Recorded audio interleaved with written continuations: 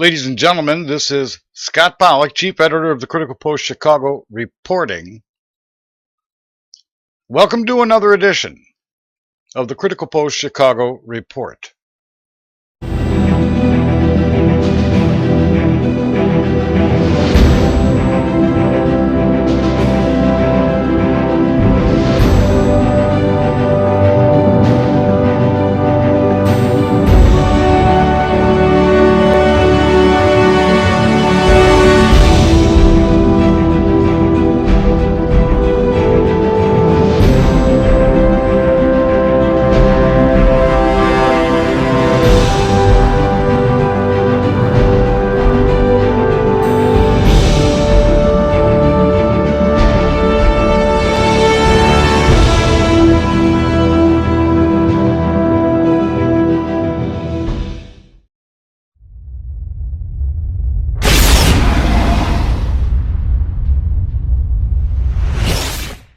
Ladies and gentlemen, I'm inserting this edit into the taping that I have just done, or the recording I have just done. Tell you up front that a lot of people that are going to watch this are going to start crossing their eyes because they can't concentrate. This is a very important report. Stay tuned. Thanks again, ladies and gentlemen, for joining us here for another Critical Post Chicago report. You know, I've been I had a software glitch the last time. I started this 3 weeks ago, and then all kinds of other distractions started appearing. So I thought I'd wait until I got in front of the camera again. Unfortunately, I'm the guy that has to be in front of this camera. I can't afford to hire an anchor and provide a script for that anchor to recite into broadcast submissions. We just can't afford it. And unfortunately, I'm the guy that has to be in front of this camera. And I know it's hard to look at me, but all that aside, we want to remind you, ladies and gentlemen, of H.R. 5736. The Smith Modernization Act of 2012 inserted into the 2013 and again into the 2015 National Defense Authorization Act, otherwise known as the Patriot Act, whereby the act of propaganda by the federal government upon the good people of this country has been made legal. And propaganda comes in many forms, ladies and gentlemen.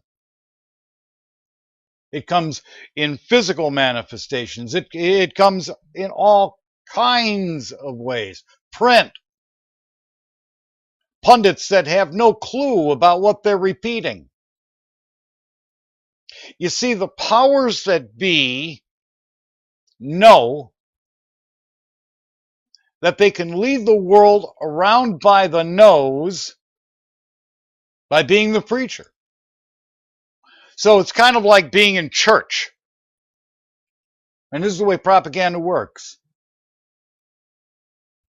You go in front of the preacher, and the preacher says, and may the Lord bless you and keep you and blah, blah, blah, blah, blah.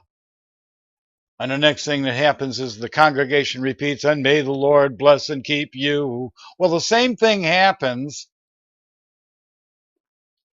in the church of the media. They repeat things, then other useful fools come along, like the pundit corps in this country, like the journalists in this country, masquerading as news reporters, having a conversation with themselves on the airwaves, and saying to you things like, the national conversation is yada, yada, yada. No, that's the conversation they're having with themselves. And you are allowed to watch it. Isn't that great? Turn that television off. Now, this report is about the comprehensive annual financial reports. Ladies and gentlemen, this is going on all over the country. There is a shell game, or hide the pea under the walnut shell, a shell game of accounting going on in over 3,100 counties in this country, and in every city in this country, and every state in this country. And people don't understand the accounting. They're trying to tell us, with this national debt clock, that America is broke. America is not broke. That's why we're doing this report on the comprehensive financial reports. But here we are again with the darn narratives of the war, the world war that's going on in the Middle East right now, the narrative of the gun control debate because of this recent thing that happened in Roseburg, Oregon.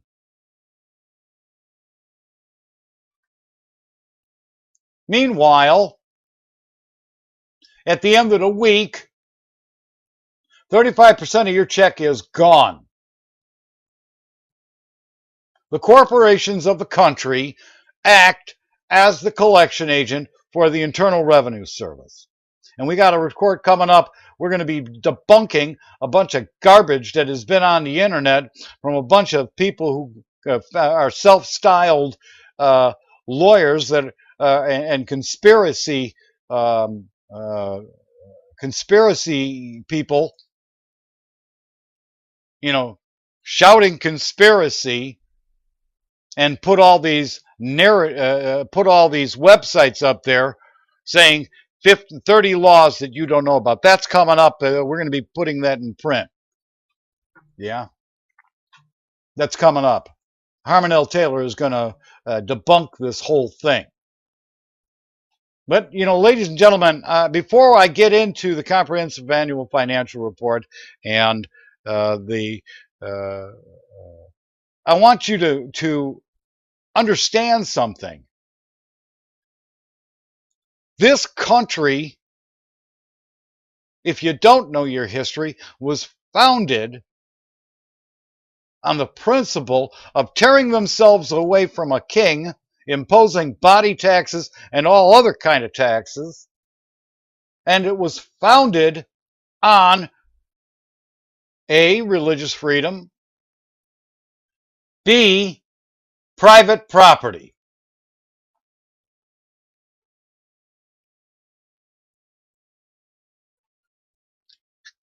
People in this country don't even know what their private property is. And after 100 years of indoctrination, and especially the last 70, because they really started ramping up the income tax under an emergency powers war tax effort during the Second World War. And of course, when you give a government the ability to take money from you, rarely will they surrender that ability. Rarely will they repeal a tax. And so, in the late 40s, they started collecting income tax.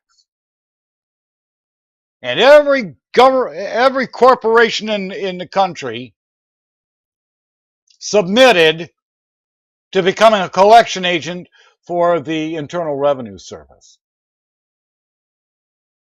Yeah. This is the march of progressivism or Fabian socialism or whatever you want to call it. And the press in this country is so stupid that, they pay, people making more than $100,000 a year are paying a pretty hefty fee. I'm talking to people every day. And, everybody throws up their hands and they say, well, I don't know what to do about it. Watch the interview with Harmon Taylor on our channel. Harmon Taylor's got a course that you can pay 500 ounces of fine silver. That's the only payment he'll take. In other words, honest weights and measures. For this course, how not to consent to be an income taxpayer. That's your private property, ladies and gentlemen. This is the tax of kings. This is European socialism on the march in our country.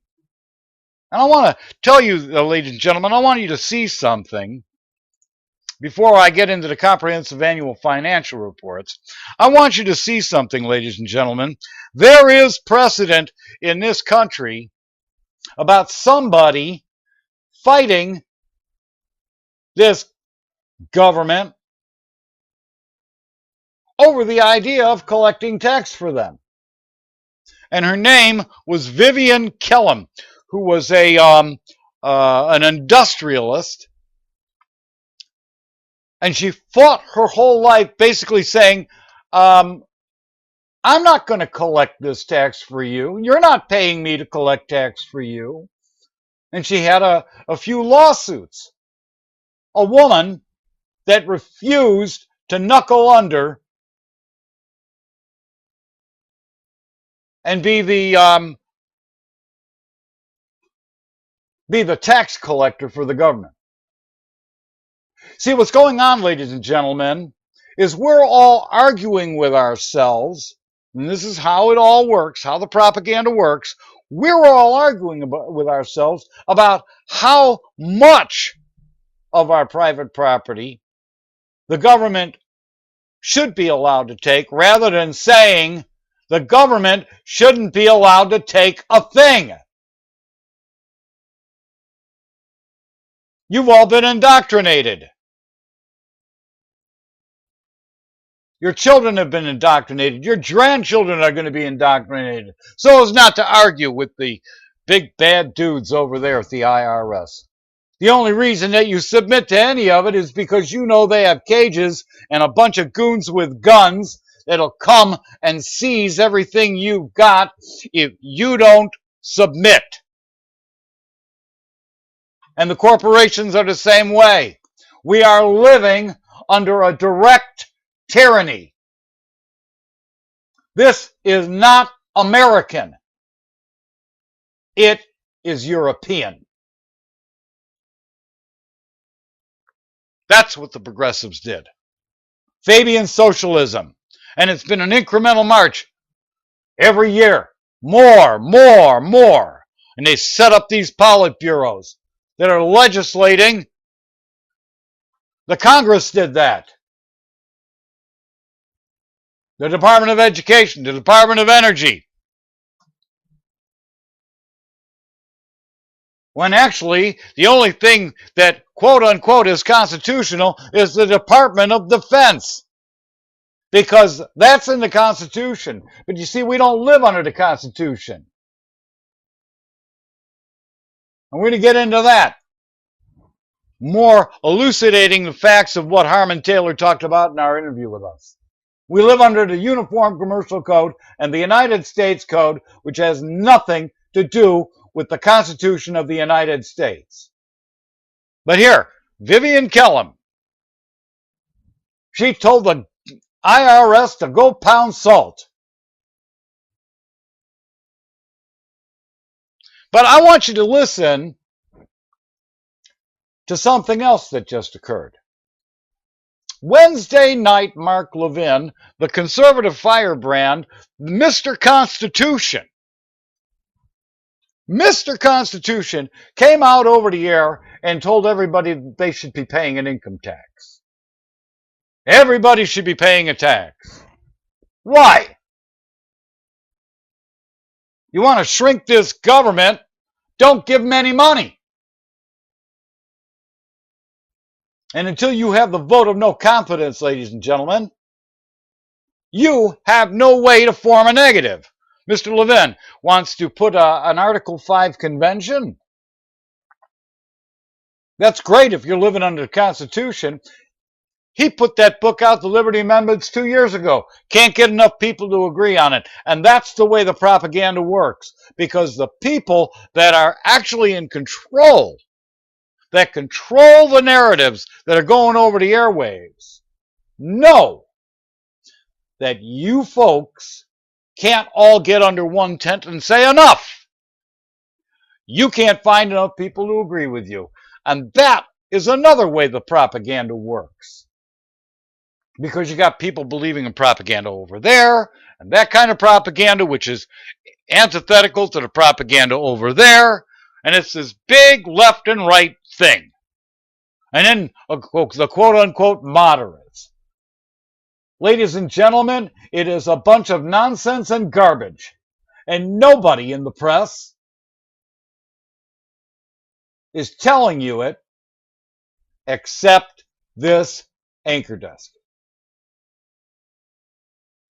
The alternative press is doing the same thing. Alex Jones following the narratives. The gun control debate, here we are again. Roseburg, Oregon. The war on terror, we tore that apart for you. Oh, Putin's in there. All this jingoism. The governments of the world, ladies and gentlemen, it's their job to convince you that they're protecting you from all those people over there and all those people over there, which is why they need their war machines. And they whip their people up within all the borders, everybody across the world.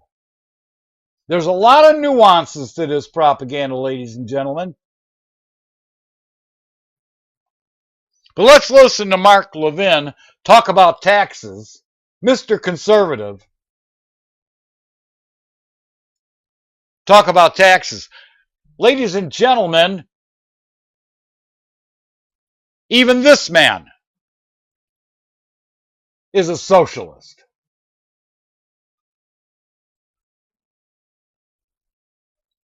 That's what's confounding about everything I'm listening to. Listen to what this guy's saying.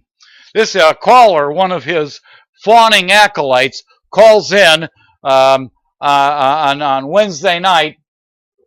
He's talking about Don Trump, and he calls in on Wednesday night, and he starts talking about taxes. I want you to hear this.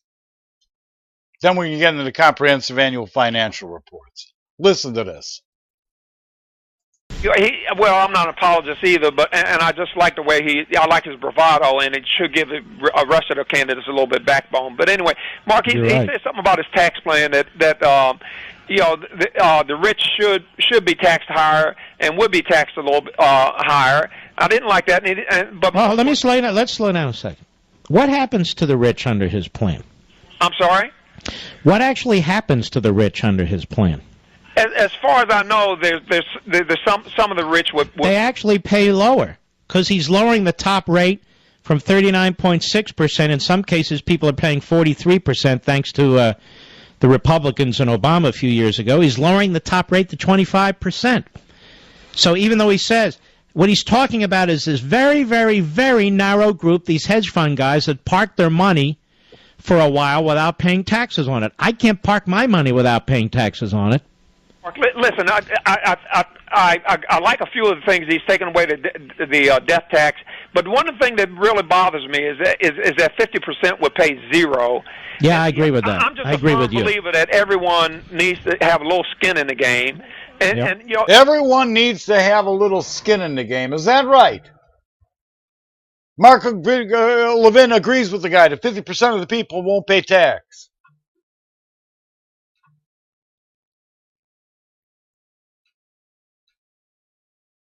Let's listen. We'll finish this out. It's like I think it gives everybody just a little dignity, that they have something to say about it. A little dignity. It gives everybody a little dignity to have something to say. What is this man talking about?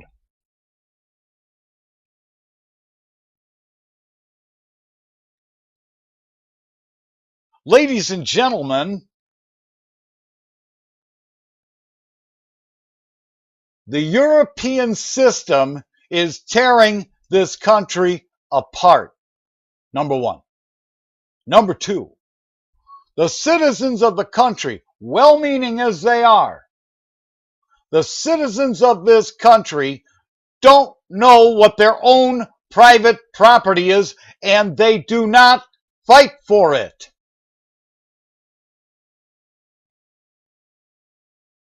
Most of their tools have been taken away. I mean, you can't overthrow this government. What are you going to do? You got a couple of aircraft carriers. You help pay for those aircraft carriers. And all the Defense Department weaponry. And this weaponry is being used for American-founded transnational corporations and to fight for resources across the world so that they can make money. It's conquest over land and resources. AFRICOM right now, while everything's going on in the Middle East, AFRICOM is facing off China in the equator zone of Africa. Did you know that?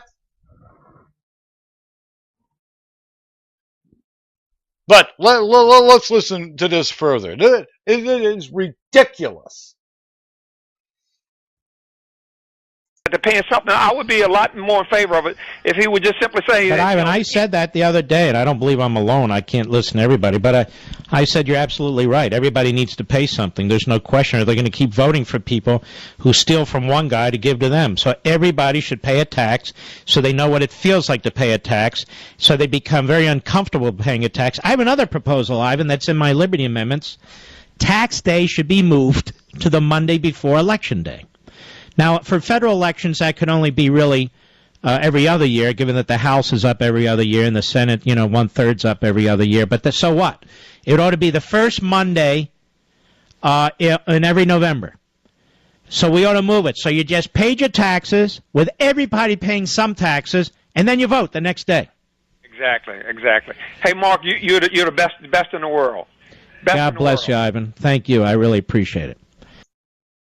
The best in the world. Now let's parse that. Everybody should be paying a tax so they know what it feels like. Excuse me? How does it feel to be stolen from? How does it feel to be oppressed at the end of every week?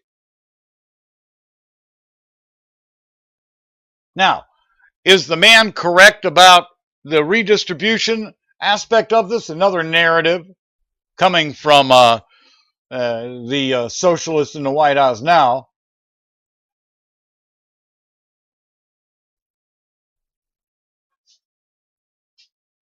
Ladies and gentlemen, the only proper tax in the country is a tax on capital gains.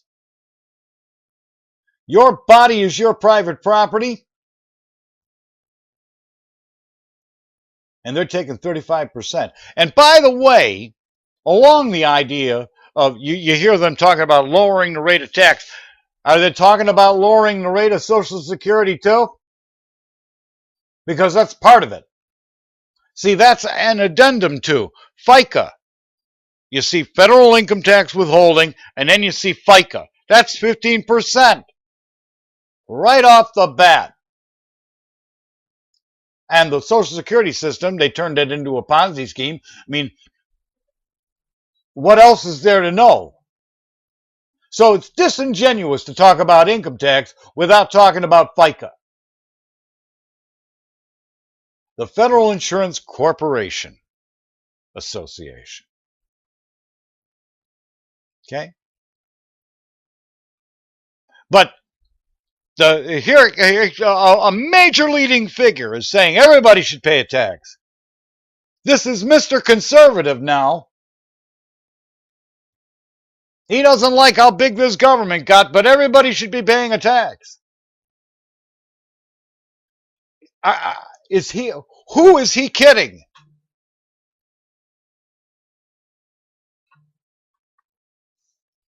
I want to remind you, this woman that you see on the screen told the IRS to go pound salt and said, you're not paying me to collect your income tax for you. And the iron fist of government and the Justice Department came down on this woman's head. She ran for Congress a couple of times, didn't make it.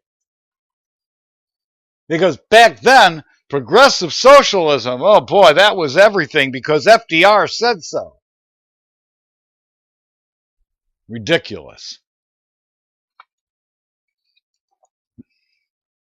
All right. Ladies and gentlemen, I want you to know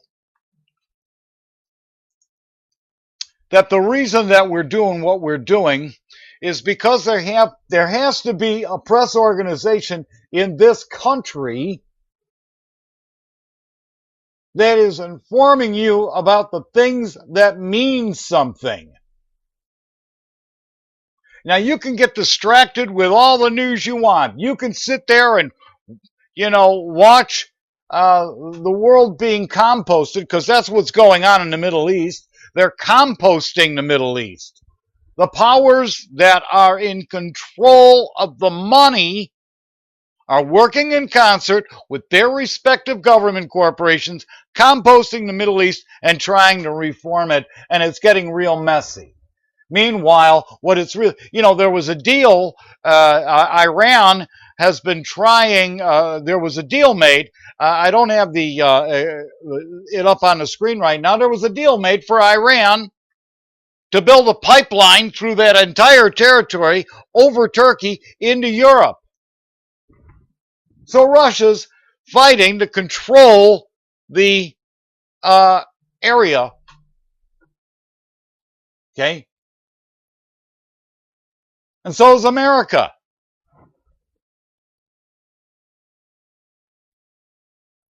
The Middle East was drawn by Winston Churchill in 1922. And then finally they, etched Israel onto the map in 1948 after a whole mess of people in Europe, Christians included, were systematically genocided. They're composting the Middle East right now. That's what's going on.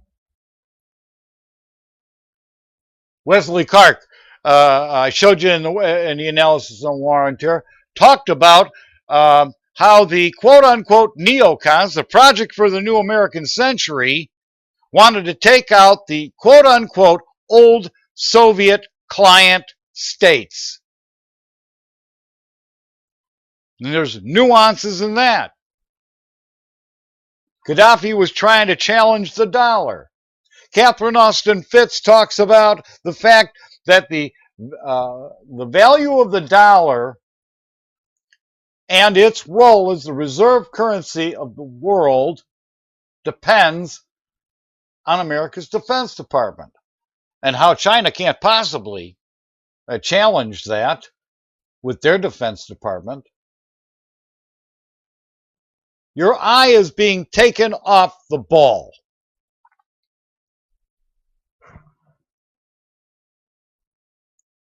Ladies and gentlemen,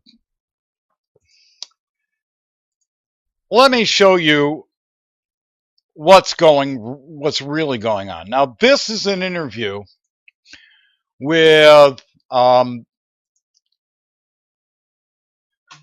guy whose name is Paladin on the web. I know his real name. He's a friend of mine.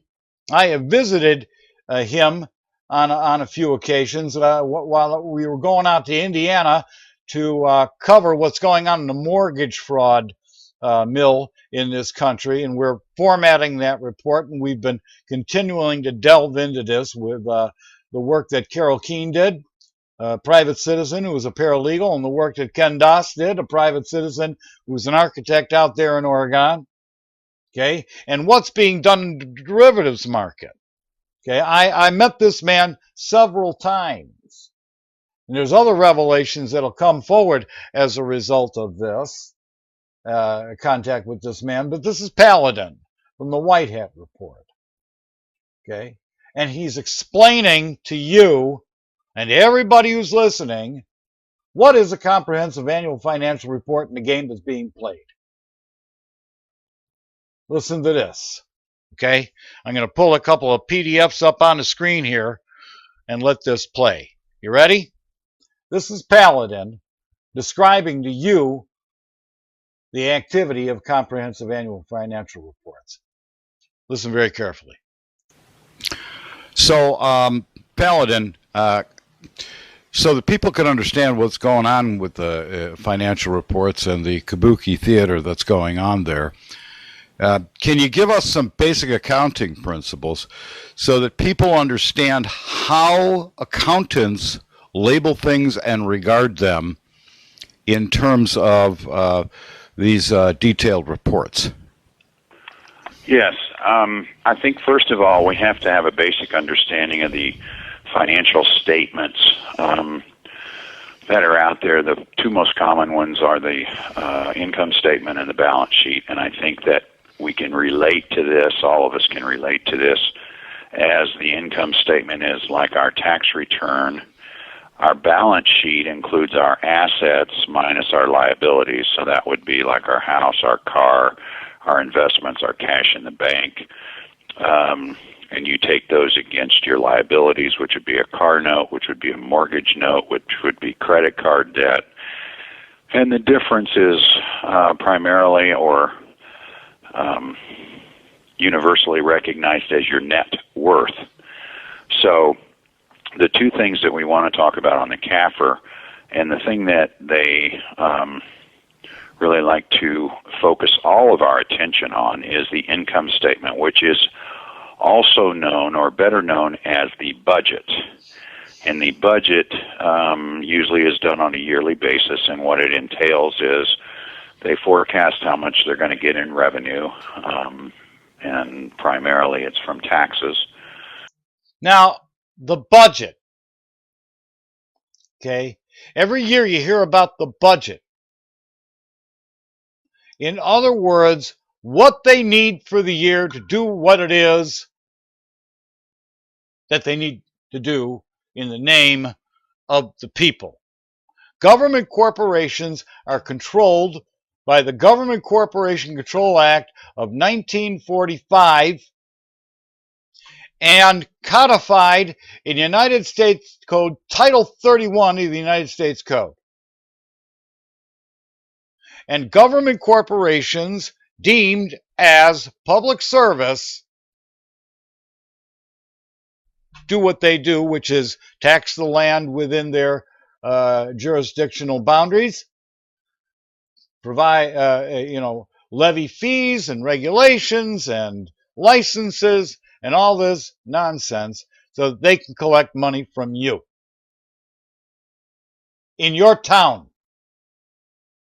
And then they say they need a budget. This is the budget for this year.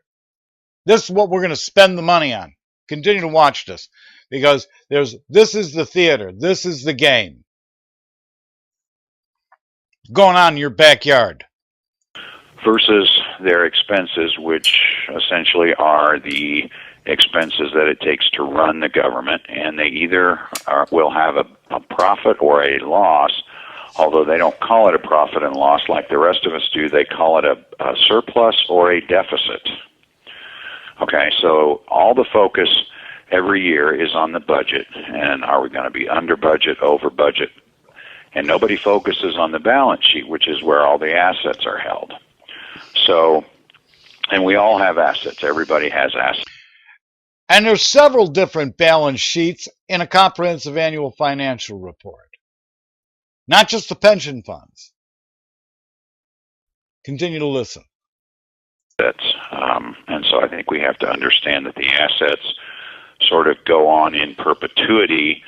The income statement of the budget is just a year. The assets go on in perpetuity. They're perennial. The assets are held in trust by you within any given incorporation that you live in this country. Mind you, ladies and gentlemen, federalism is the act of government corporations all over the country, founded since the beginning of this country to get into the land administration business and take in taxes for the to establish a constabulary, a fire department, whatever.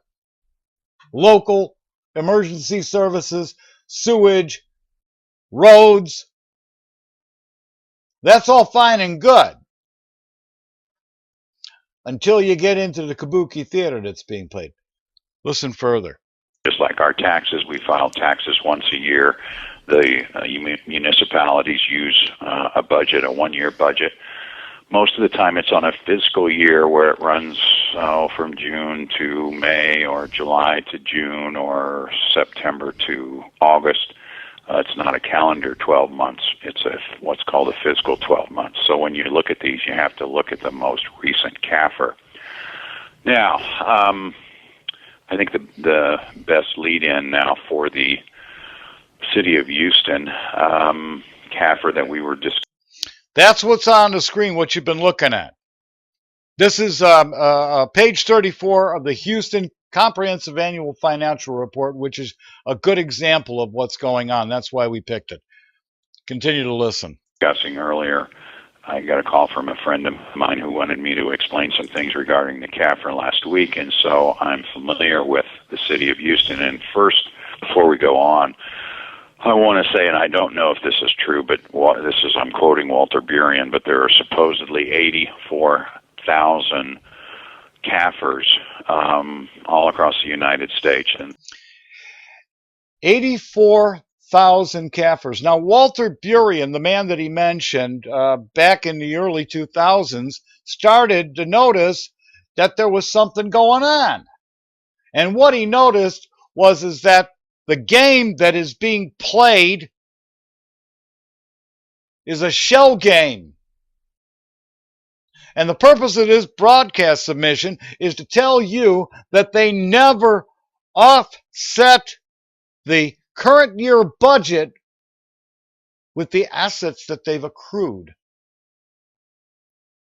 That's the point of this whole exercise. Continue. Let's continue listening. And these are the balance sheet and income statements, or balance sheet and budgets of all the municipalities, and that would include the city, that would include the county, that would include the state, all across the country. So he's come up with 84,000 of them. So we're going to take a look at maybe one or two here today, and hopefully we can give everybody an understanding of what we're talking about and what he's talking about when he talks about this excess money that's included in our local governments or our city governments. And this excess money is your money. If you've been living inside of any particular incorporation anywhere in this country, it's your money. They talk about the United States being broke. We're going to get it. I'll explain that. That's absolute garbage. This country is not broke by a long shot. Our state governments. Okay. Yes. Okay, so if we pull up the city of Houston and we go to their CAFR, and the most recent one is 2014. Their fiscal year runs July 1st to June 30th. So this is going to be June 30th, 2014. And if we go down to page 34. This is page 34. We're going to see the title of this report is called Statement of Fiduciary Net Position Fiduciary Funds. I think we all know what fiduciary means, and this is a snapshot as of January 30th of the pension funds, the pension trust funds that the city of Houston pays out to their pensioners. Okay, and at the top we have the assets, and we have pension trust funds, one column, and agency funds is another column. We're not going to talk about the agency funds right now. We're going to talk about the pension trust fund column. And you can see that they've got various investments in to all kinds of securities, U.S. government, corporate bonds, fixed income, common and preferred stock, real estate, short-term investments, etc. They've got receivables. They've got land, building, and other assets. Okay, those total $11 billion. Okay. Now we go down to the bottom and we look at the liabilities, and we have accounts payable, we have security lending collateral, foreign funds, other liabilities for a total of $434 million. Okay, so what that means is that if the city of Houston ceased to exist tomorrow, but all the pensioners were still alive, their total liability would be $434 million. Now, that's the way they're listing it. The difference between the assets and the liabilities is $10,725 million. So what this means is there's $10,725 million extra dollars in the pension trust fund to pay out their pension funds, to make their pension payments. Now, you get that? They had total liabilities, the city of Houston had total liabilities of $434,312,000 to pay out to their pensioners. $434 million. But they've got $10,725,141,000 extra in just the pension fund. And that's liquid capital.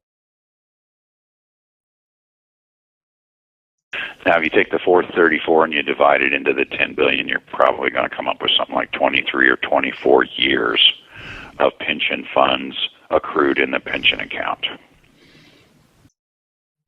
24 years of pension funds accrued in the pension account. Who's the beneficiary of that? That's just a pension account. That's what we're talking about here. Yeah. So what that means, as far as this particular sheet of paper is concerned, that means that they have in excess of 20 plus years of the ability to pay pension funds. That's correct. Right. So, okay, go ahead. No, all right. So now, CAFRs across the country, as we've discussed, are different. There's no standard form. Everybody, all of these representations on paper are treated in a different manner, and they don't all list things the same way. That's correct. If you've called up or looked at any of the other ones, I think here for the city of Houston is 306 pages, just to give an idea. I think the city of Chicago's is 180 pages. I believe the state of Indiana was maybe only 142 pages. So they're going to report things as they see fit. A lot of these reports include footnotes to the financial statements, which are really the most interesting things if you want to read some of the notes to the financial statements. If you're into that, that's where most of the interesting things come into play. But yes, there is not a standard way to do this.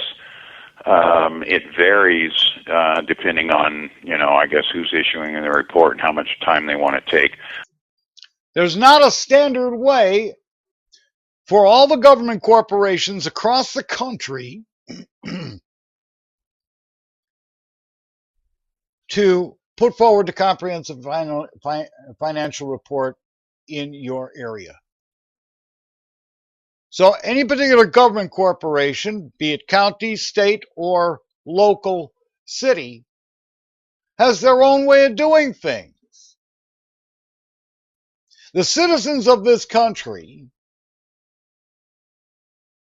are being hoodwinked on a daily basis. Your local taxes, they profess public service, these officials.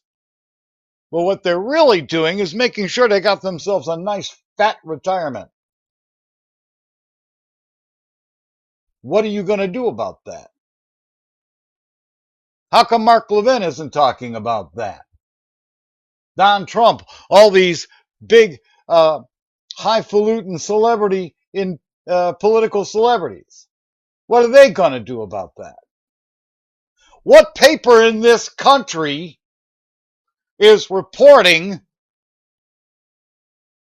about what's really going on.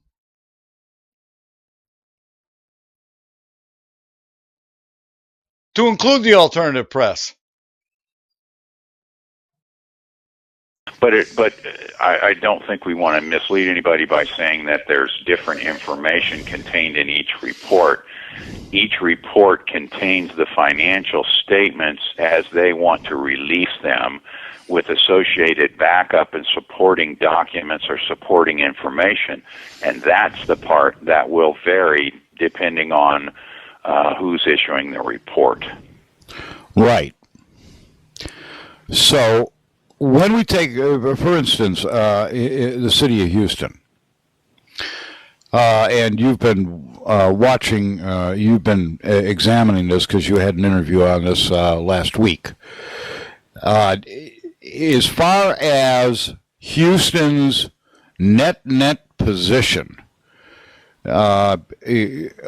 all with the income statement, the balance sheets, the assets, all of those things, Houston's net position is very positive. Would you? Is that a correct characterization? Yes, I would say so. The net position, of course, and this is just the trust fund. They have a general fund, and then they have a services fund. And I've actually gone through the city of Houston more thoroughly, as early as I could in the time I had, and it looks to me, just as a ballpark, we're probably looking at all those funds together, added together, their total net position or total net worth is probably close to $20 billion. Houston has a net position of $20 billion when you take the general fund, the special services fund, and the assets that are in these funds, the liquid assets, you include the equities. You can see how they list these things here. The liquid assets, U.S. government and agency securities, corporate bonds, other fixed income securities, commingled equity funds, common and preferred stock, real estate partnerships and alternative, short-term investment funds. Very interesting. $1 billion. Invested securities and lending collateral. Interesting, no? $20 billion. The city of Houston. Okay. Right. So the crux of the matter becomes, Paladin, that when they say, when they talk about their budget, basically what they're doing is they're playing a little bit of kabuki theater, because that's on a yearly basis. That's what they're going to need for the year. And the public relations surrounding that is, yeah, don't pay attention to what our total net position is. We need this much more money for this year. So forget about all that stuff over there. This is what we need this year. And so we're going to tax you more. We're going to up the fees on services, whatever. Would that be a correct characterization? Yes, yes, it is. Now, the fact is, ladies and gentlemen, government corporations are not paying any tax to the federal government. You understand that? They're keeping all their money. And what do they do? What is the activity that you're seeing on this balance sheet? They are in the business of making money on providing public service product to you. That's what they do. It's a government corporation. It makes money. How come they're not paying federal capital gains tax and stuff like that? How come? No, what they do is the income tax goes to Washington, D.C., and then if there's some kind of grant program going on, they apply for grant funding. Like through the Department of Education, and they get if they follow along with the indoctrination program of the Department of Education, they apply to Washington, D.C., they get matching money. They say, we're putting up this, give us our matching money, and that comes out of your income. So you're being taxed locally if you own property, and then your property gets taxed again by the federal government, and then that gets turned right back around in the terms of grants back to the government corporation in your locality.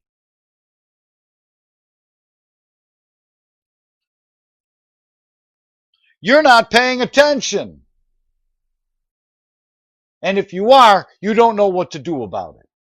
Then we got these idiots like Mark Levin out there, who's a brilliant man, actually, but he's a little confused. Everybody should be paying a tax. Mr. Constitution says everybody should be paying a tax. Who's he kidding? Because whenever there's a deficit, they're not going to liquidate, they're not going to do anything over on the asset side to what they've already accumulated. They're not going to liquidate what they've already accumulated. Oh, God forbid! To make up that deficit, they're just going to increase taxes, or they're going to go out and borrow money on our dime, and then they're going to charge us for it. So it's going to go into the next, there's going to be another interest paid item in next year's budget for the money that they had to borrow to cover the deficit. Now, one thing while we're here, I want to go down, if you can take the viewers down to page 35. And this is still the City of Houston, the pension funds. This is page 35. And it shows the additions and the deductions, and this is just for the year of 2014. I want to draw your attention to halfway down through the additions. The net increase in fair value of investments the total investment income for the year was $1,600,000,000, which was 4 times their liabilities of $434 million. So in 1 year, they made 4 times what they needed to pay out. So that just gives you an idea. Now, whose money is it? They made 4 times what they needed.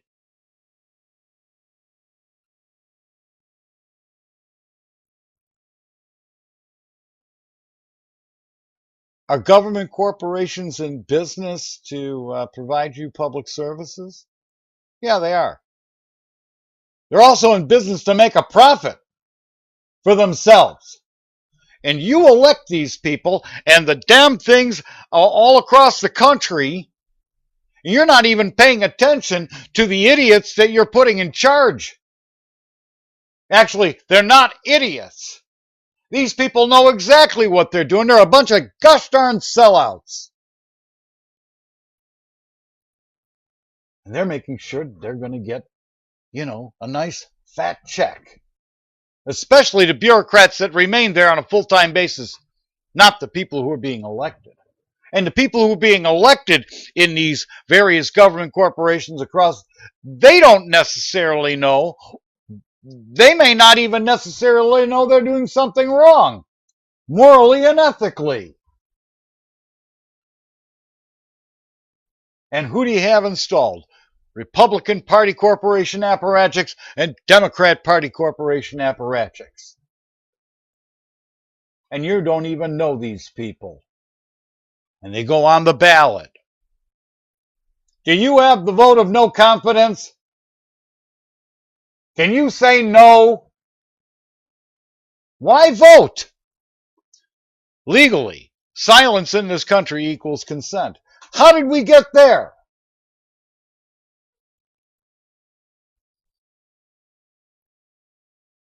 Well, it's our money. Of course it's our money. It's always our money. All of this is our money. Governments don't own money. The people put the money into the government through taxes and services and fees and everything else that we have to pay. So this is our money.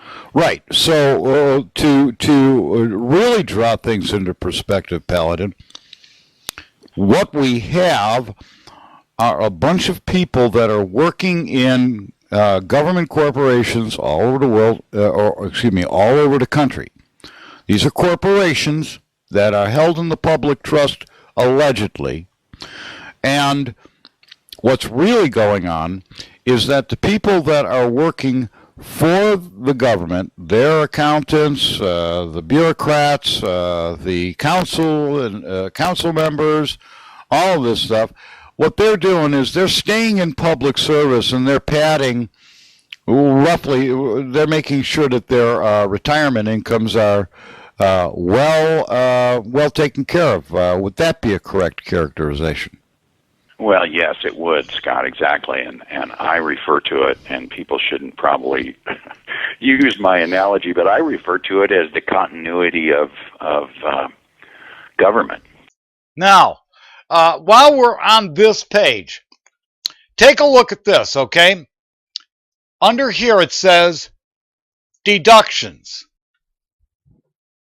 Okay? And in deductions, they paid out $619,948,000. And then there was a refund of contributions, and I don't know where that went, of $2,904,000. Administrative expenses, I think this is done in this was done in thousands. Administrative expenses, $18,197,000.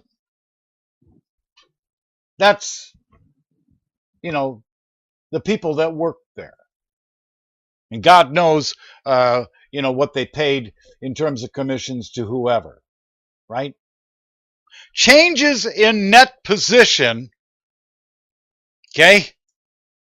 $1,323,714,000. It increased.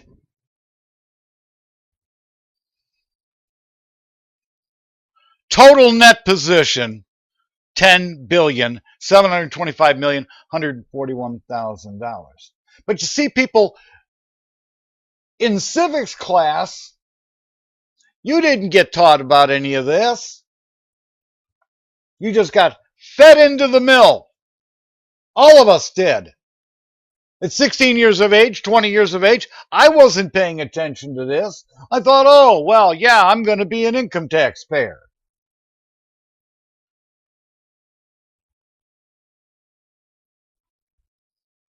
Just like you. So you want to know why I'm so passionate about it? I don't like being hoodwinked. And the press in this country, the journalism press in this country, they don't have a clue. Yeah, we are all a bunch of good little goose-stepping socialists here. Not a clue. For them. And I want to diverge just a bit here, Scott, and talk about when a corporation, a real corporation, a corporation that we invest shares of stock, when we buy it, we invest in it, and we get shares of stock in return, when they file a bankruptcy and they go to court, the first thing that they ask for the judge to liquidate on their behalf is the pension funds and the medical funds. Okay? Now, I want to draw that. Well, no, stop this now. Now, when you say liquidate, what do you mean by that? I mean they give the corporation access to those funds to use to pay their creditors, and the retirees who have paid in their pension or the pensioners that are vested that are still in the company, they just lose it. It's gone. Right. Okay, go ahead. Okay. Now, as you can see, drawing that distinction between that publicly held corporation and the government corporation is not ever going to run out of money to pay pensions, okay, which includes the bureaucrats who are put in place to administer the government for us. Mm-hmm. Uh-huh. Okay. Yes. Now, there's one thing that I don't know that I've ever heard anyone talk about regarding the CAFR, although I won't admit that I've listened to every YouTube and read every article about it. But one of the things that concerns me is the fact that if you go into detail on some of these investments, okay, as far as the common and preferred stock, the corporate bonds, some of these other investments, you will find that they are in GE and Ford and Chrysler and Microsoft and all kinds of different corporations. So now I ask you, when one of those corporations comes to bid to the government for a government contract, who do you think is going to get that contract? A corporation they've invested in or a corporation they haven't invested in? Well, obviously the corporation that they've invested in. Exactly. Now, let's take that another step further. And all these entities that they've invested in, and we're going to be talking about the Goldman Sachses, and we're talking about the J.P. Morgans, and we're talking about the Citibanks and the usual suspects. You don't think those people contribute to the politicians' campaign funds to get them elected to secure these positions? Well, of course. And the kicker is what banks and what financial institutions are all the money that's in this pension fund in Houston? Where are they? They're in the same people I just mentioned. They've got them. So do you see how this all feeds the big monster? Sure. Well, we hope that the folks listening understand. Now, so it's a big kabuki theater. When they say, well, this is what we need for the budget this year, what they're doing is they're selling the idea that they need more money. Exactly. At the same token, even though they have a net position, like, for instance, in Houston's case, a net position of $20 billion, according to your earlier statement, they don't really need to sell the budget, because if they put the budget against or leveraged it against the current net position, they've got all the money they need. Isn't that correct? That's correct. Now, I want to go back to one of his points. And that's the crux of it, isn't it? Yes. I want to go back to one of his points. In the name of the continuity of the government corporation. That point. Whose government corporation do you think it is? Theirs? Who's them? What, the people that work in the bureaucracy? It's theirs? Ladies and gentlemen, they say they're performing a public service product. Are you the public?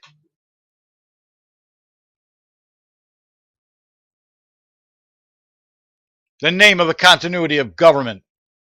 And I want you to take a look at this little line right here. Accrued, this is for Houston, accrued interest and other. The government corporation made $18,638,000 in accrued interest. How come they didn't pay any tax on it?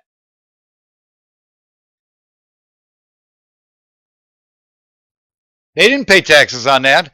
You don't see here the liability statement. Liabilities. You don't see taxes paid in that, do you?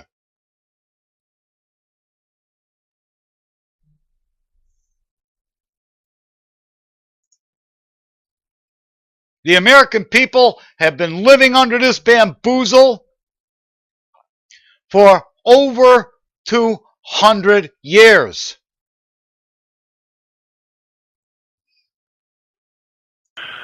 And I want to quote something here. I did a search, and I will credit this where it goes, and this is to Jeff Rentz's site.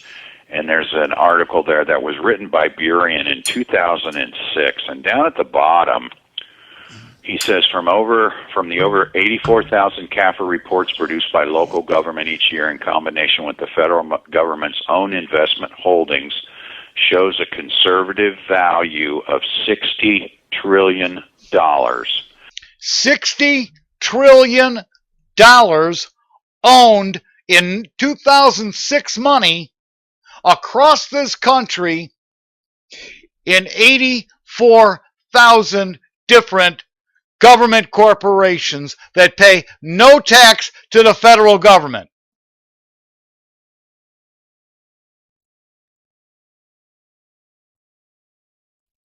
But you're paying income tax. You're paying Social Security trust fund tax, FICA.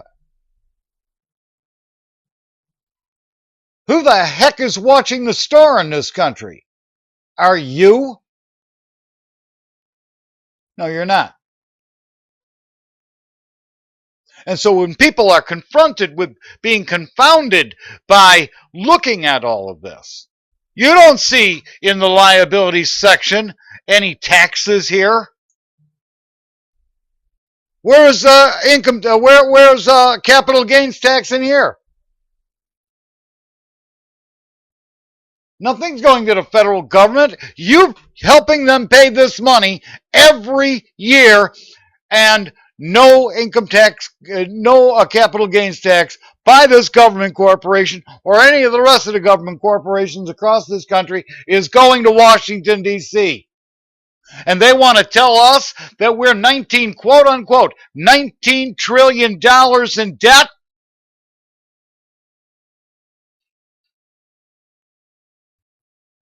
What news desk is telling you this in this country?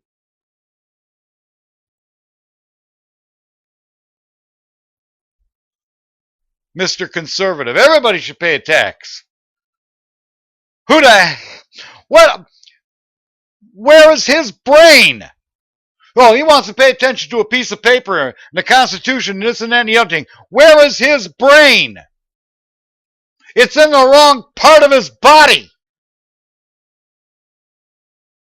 Because the federalism system that they talk about in the Federalist Papers is being used to fleece you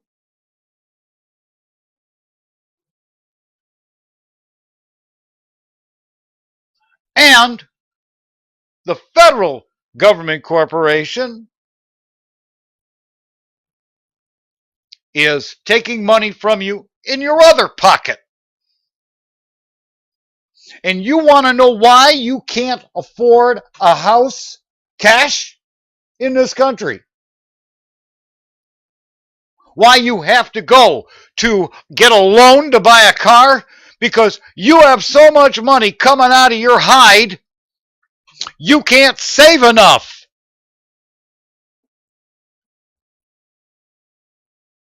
$60 trillion in 2006 accounting. $60 trillion in 84,000 CAFRs across the country. And who's that for? Well, we got to pay for the roads. Well, we got to pay for firemen's pensions and the pensions of the bureaucrats and the pensions of the police and emergency medical personnel that work for the city. Well, there's plenty of money for that, but they have a net position. Do you understand, ladies and gentlemen, why your politics is local and why you need the vote of no confidence? Not one news desk is talking this way in the entire country. Held by local and federal government as of 1999. So 16 years ago, if this is accurate, and I have no reason to believe it's not, they had a $60 trillion surplus or net position. Right. Every single dime of it. And that's after all the pensions are paid. Is that correct? Yeah, yeah. Right. So the people that net of liabilities, yes, correct. That's exactly correct, Scott. That's net of liabilities. Right. So the people 10 years ago that are working in the government corporations are playing a game of two sets of books, and they're very practiced at this. Would that be a correct statement? Well, I hate to say it's two sets of books, because really they're two different financial reports. I will agree readily, though, that they focus our attention solely on the income statement, or better known as the budget, and they don't talk about our assets that they hold for us and never distribute back to us. Right. Right. So that's the big game. Did you get that?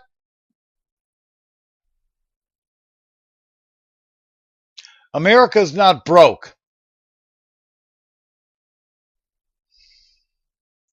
Right. And it reminds me, you got these American-founded transnational corporations get all kinds of subsidies. People are complaining about Monsanto these days. Well, they get subsidies. The farmers get subsidies. They got taxes coming in locally. They got taxes coming in at the state level. Then they got taxes coming in at the federal level. And none of these government corporations are paying anything on their capital gain anywhere in the country. But you're going to sit there and watch commentators on television talk about what? The war on terror. There was a gun shooting. These people are clueless.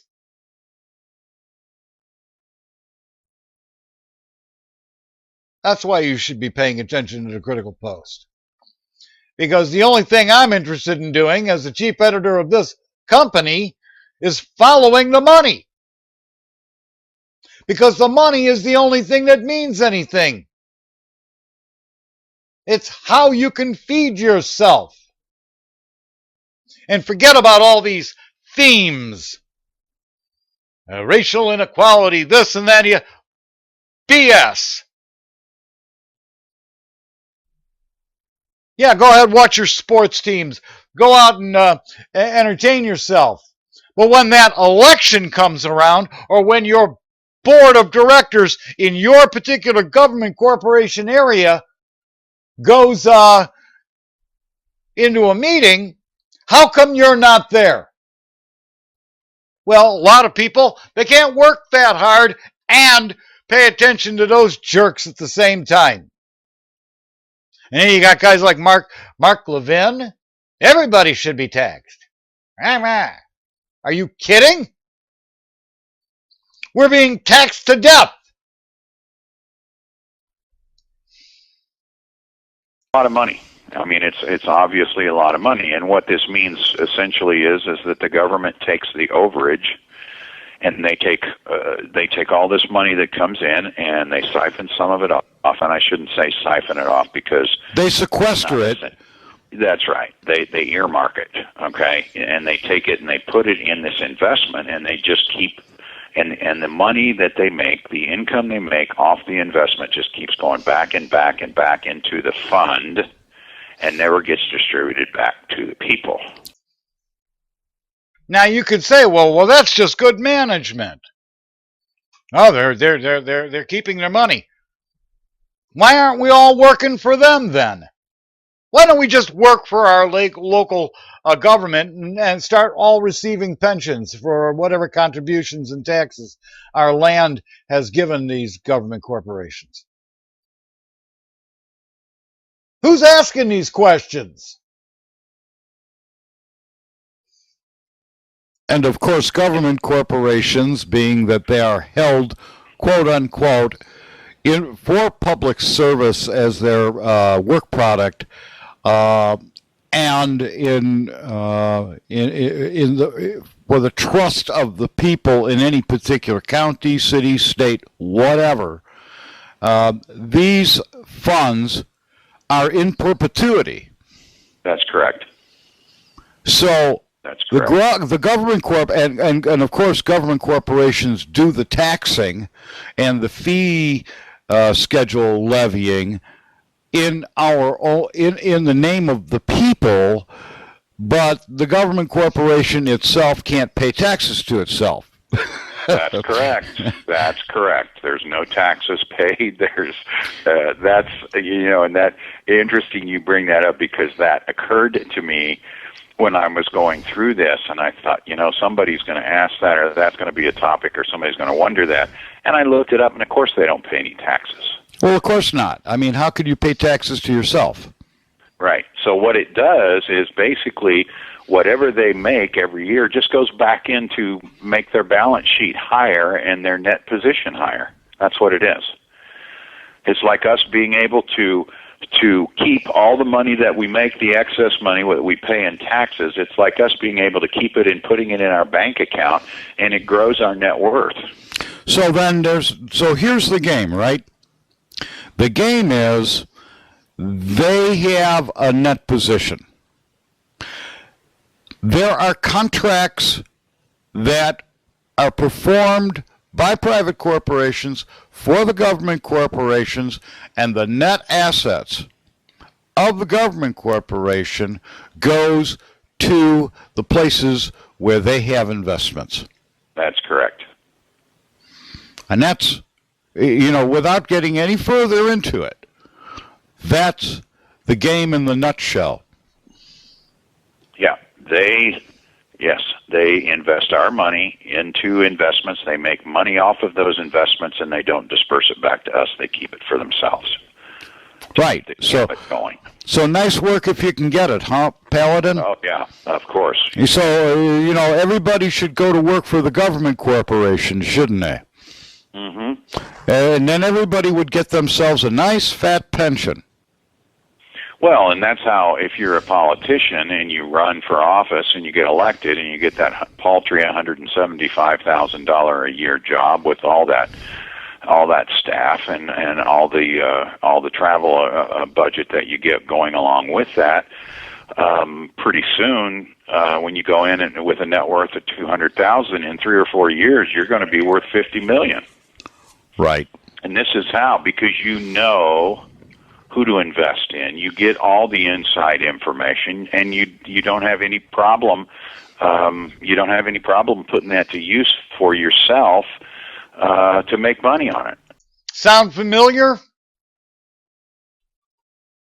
The government, the people that work in the House of Representatives, they talked about Nancy Pelosi, all these Democrats that knew about a deal, and the congressman knowing about a deal, and they went, oh, well, gee, Congress does all this insider trading.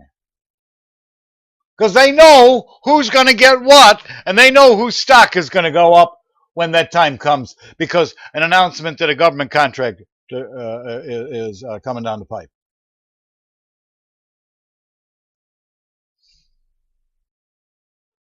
You can't say no.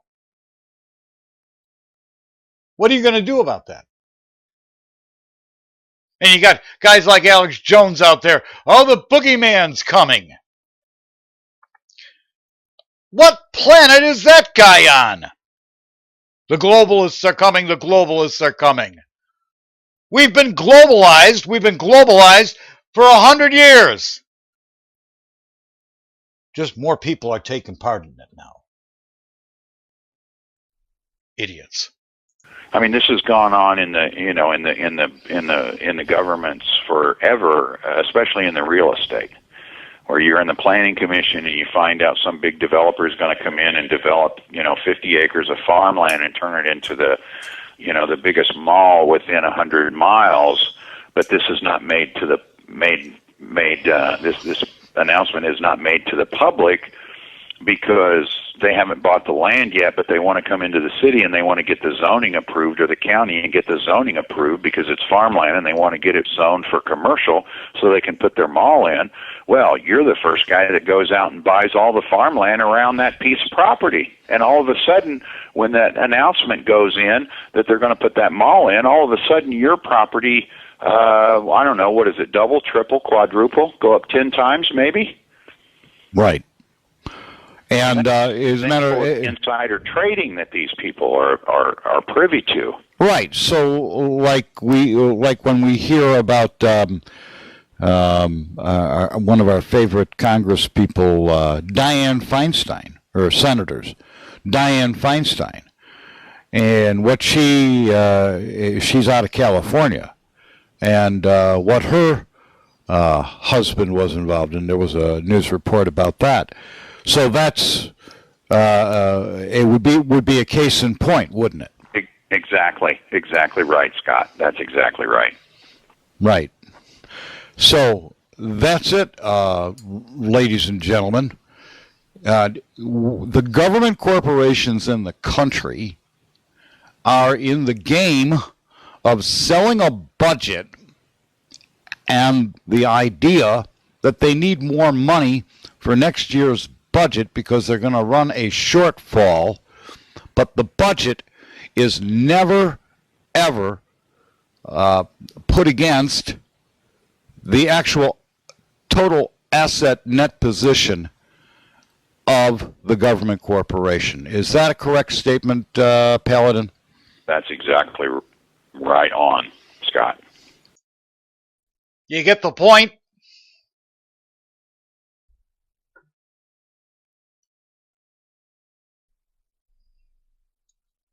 So when you're paying attention to these news desks across the country, why aren't you paying attention to the money that's coming out of your pocket?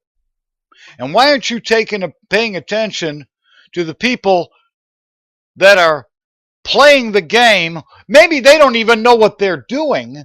Why aren't you paying attention to the vote of no confidence? Or why aren't you running for those offices yourselves so that you can do something about this whole big game?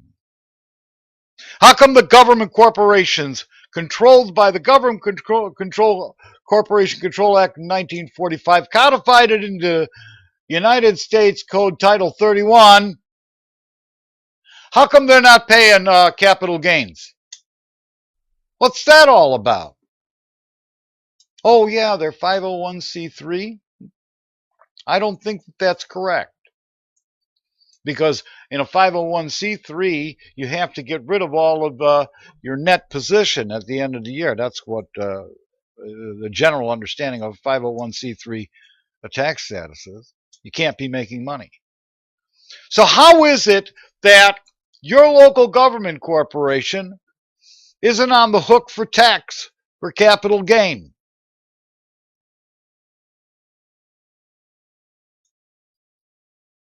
Then we got, I want to remind you about this idiot back here, Mark Levin. Oh, yeah, we should all be paying income tax. I said you're absolutely right. Everybody needs to pay something. There's no question. Or they're going to keep voting for people who steal from one guy to give to them. So, he's talking about everybody needs to pay something. How many different taxes can you be paying, ladies and gentlemen? Aren't they supposed to be paying attention to a law called double taxation? Oh, well, that corporate entity over there is not the same thing as that corporate entity over there, so it's not double taxation? And you got guys like Alex Jones and other people in the alternative news community talking about all this other garbage. They're not paying attention. The major media corporate conglomerates aren't paying attention. And you're all paying attention to them? That's why we say there's the blind leading the blind. Again, ladies and gentlemen, this is Scott Pollock, Chief Editor of the Critical Post Chicago Reporting. We thank you again for watching another Critical Post Chicago Report. Stay tuned for more reporting from us.